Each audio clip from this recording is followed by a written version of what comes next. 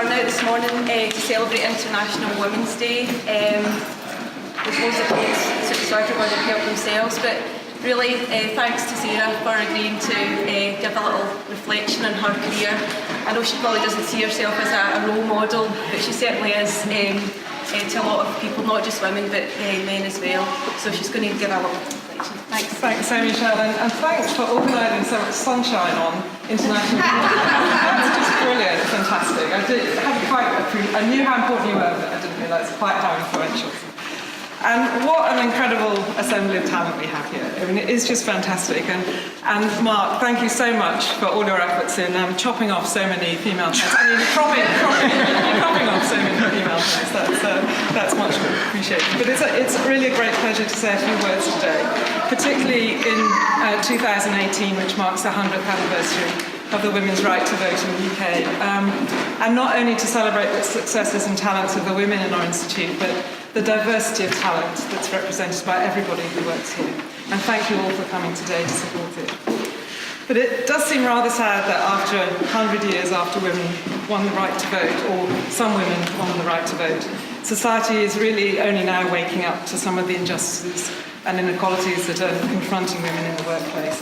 And it's not just women again, it's people from other minority and underprivileged groups who have been hampered in achieving their potential through the barriers that society constructs. And it seems to me just inexplicable, really, why this happens. We have so many challenges facing us. So why on earth wouldn't we want to harness every talent that we have to tackle these challenges? And for me, working in science, it's all been about teamwork. And despite the fact that academia sort of fosters this culture of the PI, and I think this is often quite uncomfortable, it can often be quite counterproductive to teamwork, but it's absolutely true that achievements can only be made when you bring together people with distinctive and complementary skills. It's that diversity that I want to celebrate today. And certainly when I reflect on my own career, it's all been about teamwork. Most of the creativity, the leadership, has come from younger women researchers. I'm so fortunate to work with brilliant scientists, Katie, Tiziana, Kath, Jo, Harriet Orty. That's just to name a few. It's been a real privilege and one of the absolute highlights of my career. And some years ago, one of my colleagues at WHO asked me, why is it that you only employ women? And I kind of had to scratch my head a bit and realised that, well, this wasn't quite true. I do actually employ men, and I'd just like to reassure John and Ryan and Paul that you're highly valued members of our team. But it's true that much of our research programme in Tanzania, the teams that comprise mainly women. And this was actually reinforced to me quite notably during a recent workshop in Tanzania that Ruth Saddox was organising.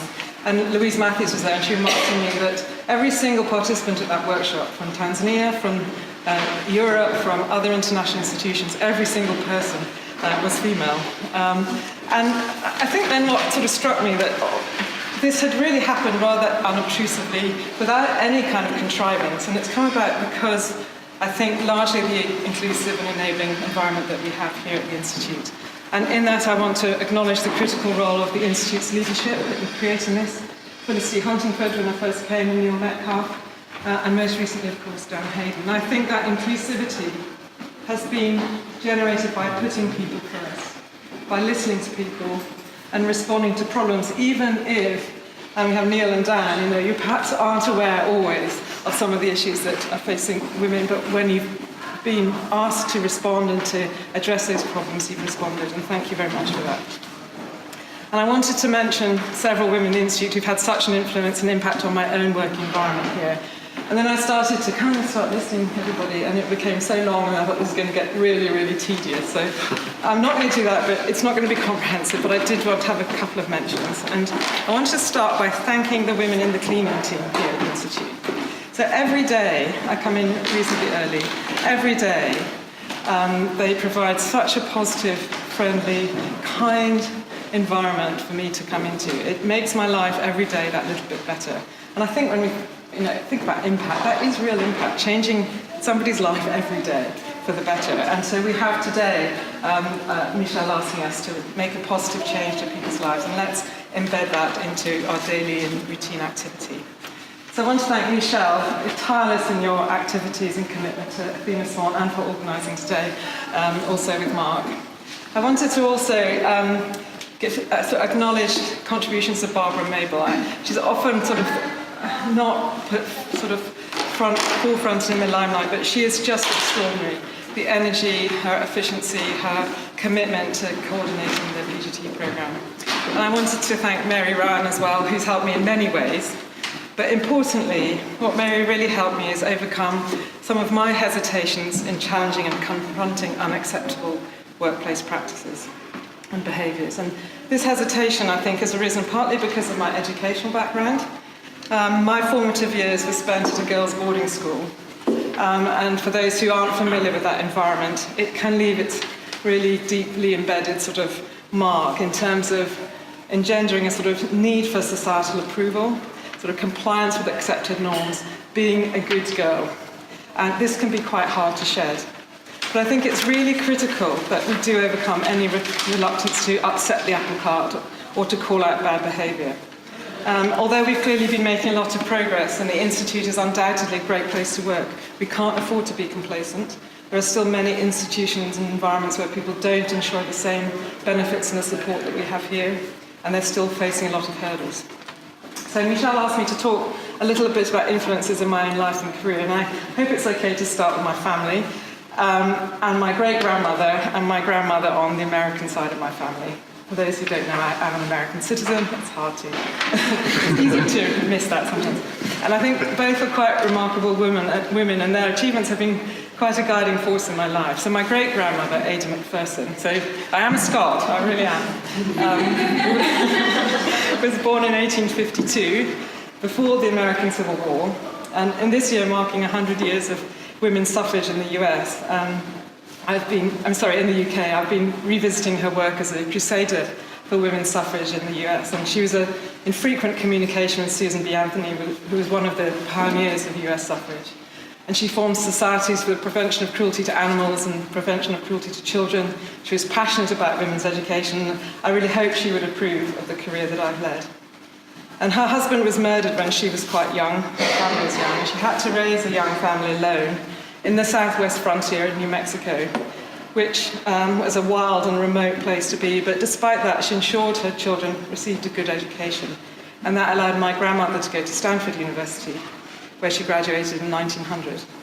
And my grandmother, too, was fearless. She frequently drove alone across the Nevada desert in one of the first Model T Fords. She's a best-selling author, but she frequently consorted with outlaws and renowned for her cattle wrestling skills. And this one, perhaps I shouldn't shout out too much, but also hunting grizzly bears. But I grew up from a very early age with tales of daring do of women who had the courage to break through barriers of convention and stereotypes.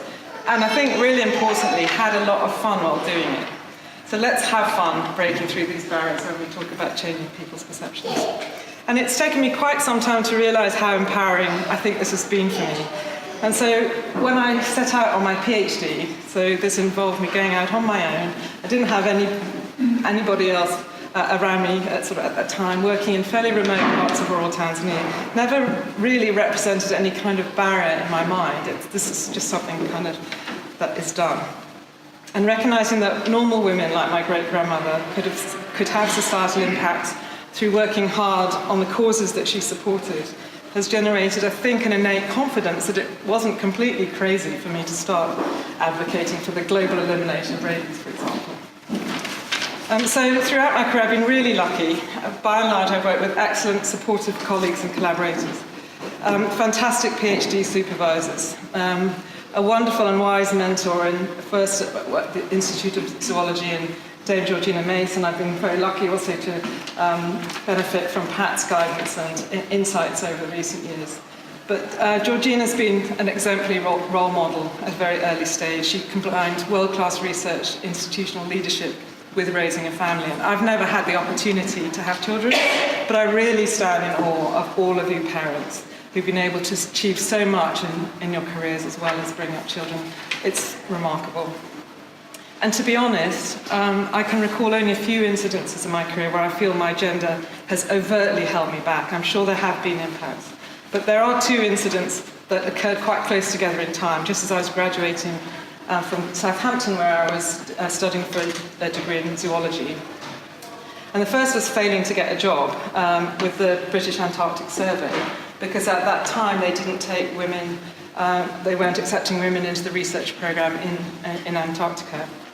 And second, at sort of very close time to this, when I then went to the careers advisor for some advice, she told me that, having looked through my CV, and I had just got a first, which I was quite proud of at the time, she told me, well, you've really got nothing going for you other than being able to type fast. And I can type fast. This was 1983, it wasn't that long ago. Then she advised me to join a company to work as a typist and, rather cryptically, to find ways to work my way up the company. So I didn't take that advice. And in fact, I was so incensed. I have a lot to thank her for, that galvanised me into action to submit an application to Cambridge Vet School, which was successful, and that set me on my veterinary career track. So I do recognise that with the many privileges that I've enjoyed, there really should be no excuse for not having achieved some career successes. Although I have to admit, I failed utterly in relation to my school's benchmark of success, which at the time I think was marry a rich man. So I've never been asked back to the school to speak.